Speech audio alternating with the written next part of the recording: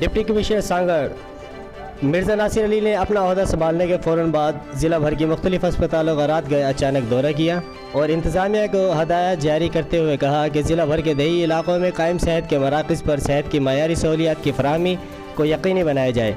उन्होंने कहा कि गफलत बरतने वाले अफसरान को घर भेजा जाएगा।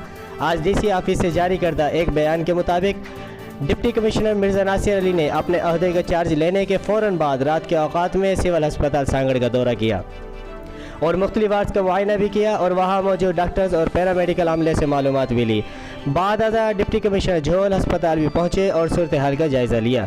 डिप्टी कमिश्नर मिर्ज़ा नासिर अली ने जामनवाज अली, बेरानी, दलोर मोरी, संजोरो और जयाबाद सेहत मराकज़ का भी अचानक दौरा किया और डॉक्टर्स और पैरामेडिकल स्टाफ की हाज़िरी का मुआयना भी किया।